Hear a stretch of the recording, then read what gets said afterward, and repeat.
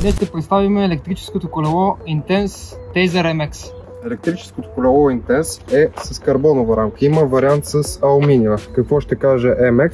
MX значи, че отзад е 27,5, отпред е 29. Така е известното муле.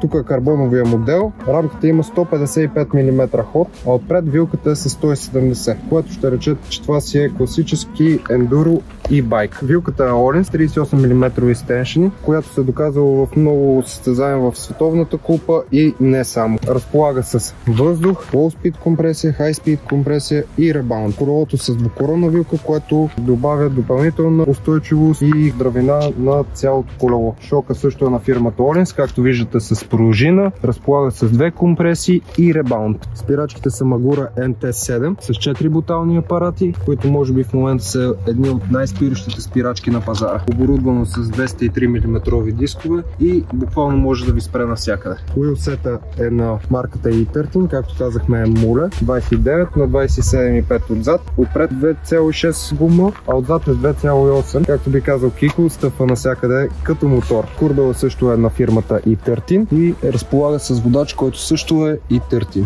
Касетата е Shimano с 10:51 предавателни съотношения, разполага с оттегач Shimano SLX, командата също е Shimano SLX, а колелото е кално, защото тук що се връщаме от тестовото каране. Периферията е на рентал с интегрирана лапа на Intense за директен монтаж, а ето тук е клечето за управление на мотора. Колелото разполага, както повечето и байкове, с 3 режима на работа: Eco, Trail и Boost. Колелото е с Shimano EP8 мотор и под ето този капак се крие 504 Вт-часа батерия.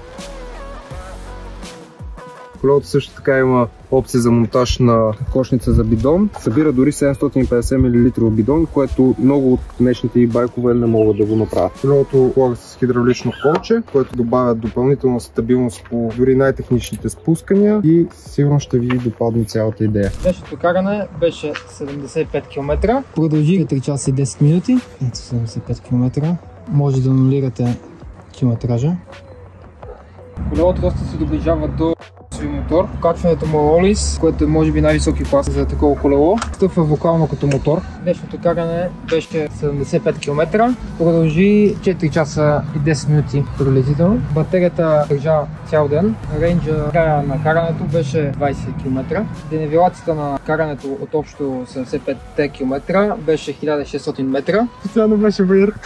Колелото се усеща доста близко до мотора. Стъпва буквално като крос мотор. Качването е Олинс, което е най-доброто за електрическо колело. Ползвам го за забавление, както и за бърза тренировка след работа, когато времето е ограничено. Колелото може да го намерите в нашия магазин Enduro Professionals на булевард Ботевградско шосе. Редовната цена му е около 13 000 лева. В момента е намалено на 9 000. Количествата са ограничени. Имаме останали налични 5 бройки, а това тук може да го тествате преди да закупите вашето. Ще оставим линк за подробна информация на колелото. За допълнителни въпроси може да се свържете с нас.